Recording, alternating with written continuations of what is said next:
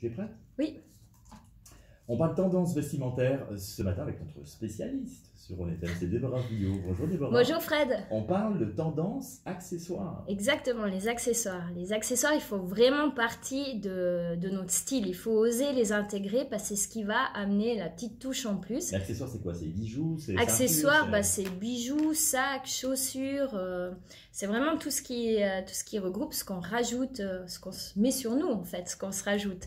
Donc déjà, la première tendance accessoire, c'est si vous avez tendance à regarder un petit peu les réseaux sociaux, les filles, vous avez sûrement vu cette tendance, c'est le maillon.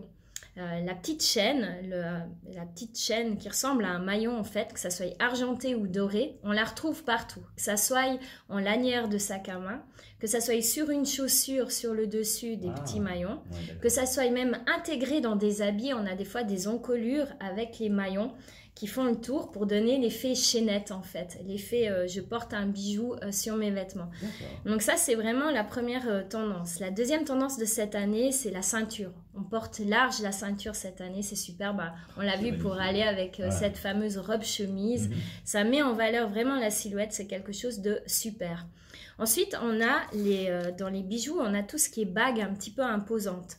Ou les bracelets légers, les petits bracelets multi-chaînes, on appelle ça.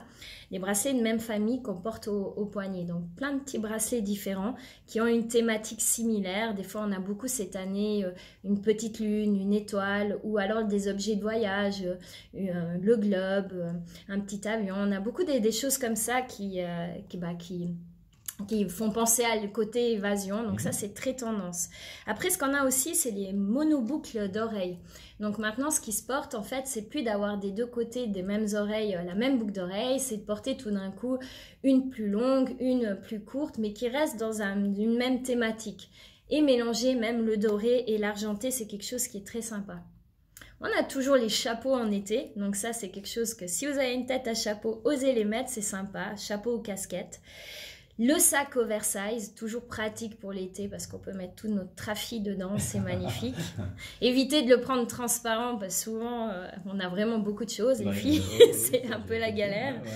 Les lunettes de soleil, on a vu depuis quelques années cette tendance effet miroir, où on voyait vraiment le miroir dans les lunettes de l'autre personne. Cette année, on passe au vert un petit peu plus ambré. Vert un petit peu plus teinté, ambré, ça c'est très joli aussi, un peu moins tape à l'œil, mais un peu plus chic, donc c'est pas mal. Les filles, niveau cheveux, là aussi, vous pouvez utiliser beaucoup d'accessoires, que ce soit les barrettes, les headbands, les serre-têtes. Vraiment, amusez-vous, décorez-vous, pas trop non plus. Et puis, non plus, hein. Mais c'est toujours sympa, surtout si vous avez même des cheveux longs ou des cheveux courts, ça peut être très sympa. Sinon, ce qui est tendance niveau coupe de cheveux, c'est le carré épaulé. On le voit beaucoup cette année. Les cheveux longs, toujours un petit peu ondulés. Ou la coupe très courte, qu'on appelle ça la pixie cut. Niveau manucure, Fred, je suis sûre que ça a un petit tour niveau manucure. Les trois tendances à avoir sur ses ongles. La première, c'est le rose peps. On avait vu le rose dans les habits, donc le rose peps. Les couleurs pastel à décliner sur les ongles. Le noir. Et le rouge qui est un classique mais qui est toujours super tendance. La dernière touche pour le maquillage, et on aura fait le tour, c'est ce qui est tendance maintenant, c'est tout ce qu'on dit, c'est glow up. C'est je me fais briller. Donc on travaille bien son teint de façon naturelle et puis on essaye d'avoir vraiment un visage nude avec des effets... disco.